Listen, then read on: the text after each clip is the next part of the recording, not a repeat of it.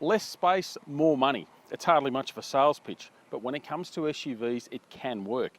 Witness the BMW M6, which many people turn their noses up, and now others are copying it. Others, like the Mercedes-Benz GLE. The GLE gets 5 doors, but it's referred to as a coupe. It's all about the marketing. Just like the X6, its roof tapers noticeably at the rear, so there's less space for luggage, but it gives it a distinctive appearance. Underneath, it's based on a fairly familiar model, the Mercedes-Benz ML, except that is also undergoing a name change. It'll be called GLE, whereas this one is the GLE Coupe.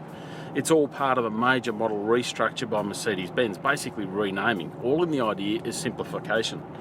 At least that's the idea. There's a range of engines, including 2 AMG models, the mighty GLE 63 AMG with a twin-turbo V8, and this one I'm driving, the GLE 450 AMG Sport. Now it gets an AMG tweaked version of the 3-litre twin-turbo V6, and while it can't match the V8 for outright grunt, there's a thoroughly handy 270 kilowatts of power and 520 newton metres of torque.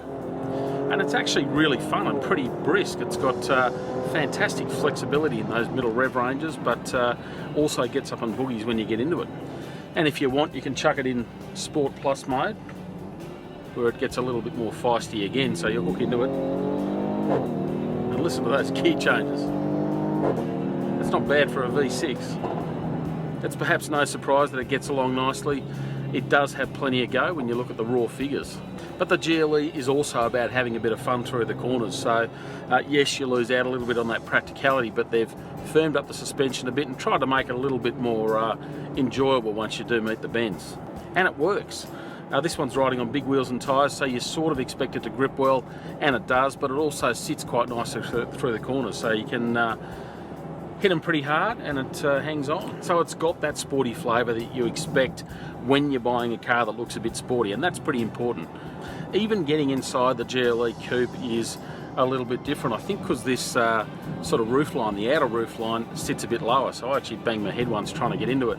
And in the back in particular, you notice it tapers off pretty quickly, so it's all about, I guess, cosseting you a little bit more and making you feel a bit more like you're in a sports car, even though you're sitting up high. And that in itself creates some more issues. You are sitting up high, you certainly feel that, so once you start tipping into some corners, you've got a lot of mass to contend with, and it's all sitting up higher than it would be in your average sporty vehicle. But on the whole, it contains it pretty well. You can stiffen up that suspension, although when you do that, there is a notable trade-off in the ride quality. Certainly starts bouncing and jiggling around a bit. Inside's a bit of a mix of old and new. You've got some fairly familiar Mercedes switchgear, but at the same time, it certainly looks modern and classy. So is the GLE Coupe worth it? Well, no, not if you look at it pragmatically. You don't get as much metal for your money, so it's bang for your buck wise, you're not getting as much, but that's not why people are buying these cars. They're buying them to stand out, to be a bit different, to have something that's a bit different to the neighbours. Which opens up another argument. Does it look any good?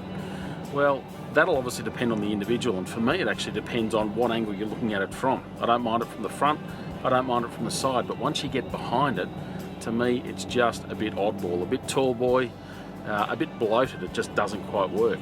So it's not a car for everyone, and it's not a car for every angle you look at it. Goal achieved then.